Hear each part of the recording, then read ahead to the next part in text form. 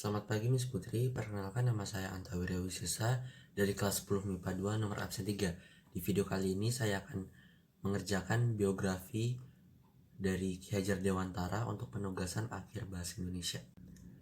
Raden Mas Suwardi Surjaningrat, yang juga dikenal sebagai Ki Hajar Dewantara, lahir pada 2 Mei 1889 di Pakualaman dan meninggal di Yogyakarta pada 26 April 1959 pada umur 69 tahun. Suwardi lahir di kalangan bangsawan Jawa.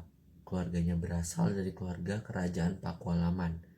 Ia adalah salah satu cucu dari Pangeran Pakualam III melalui ayahnya, GPH Surjaningrat. Berkat latar belakang priai keluarganya, ia dapat mengakses pendidikan umum kolonial, sebuah kemewahan yang tidak dapat dicapai oleh sebagian besar penduduk biasa di Hindia. Ia lulus dari pendidikan dasar di Els atau Sekolah Dasar Belanda, kemudian melanjutkan studinya di Stovia, sekolah kedokteran untuk siswa asli. Namun, ia gagal lulus karena sakit. Kemudian dia bekerja sebagai jurnalis dan menulis banyak hal, terutama surat kabar.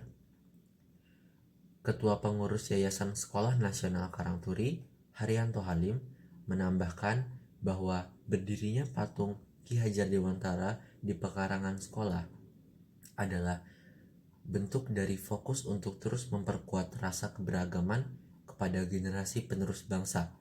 Ia menilai pendidikan keberagaman adalah hal penting yang patut diajarkan saat ini. Pasalnya, dalam sebuah hubungan harmonis akan ada sinergitas antar kelompok di Indonesia. Menuju ke peristiwa penting yang beliau alami. Akibat perlawanannya terhadap penjajahan Belanda, melalui kritikan yang ia tulis, Suwardi pernah diasingkan ke Belanda bersama dua temannya, yakni Douwes Dekker dan Cipto Mangunkusumo. Peringatan Hardiknas atau Hari Pendidikan Nasional ditetapkan setelah adanya Surat Keputusan Presiden RI nomor 305 tahun 1959 pertanggal 28 November 1959. Di masa mudanya, Ki Hajar Dewantara dikenal sebagai aktivis sekaligus jurnalis pergerakan nasional yang pemberani. Ki Hajar telah menciptakan pepatah terkenal untuk menggambarkan cita-cita pendidikannya. Diberikan dalam bahasa Jawa, pepatah itu berbunyi, ing ngarso sung tulodo, ing madya mangunkarso tutwuri handayani.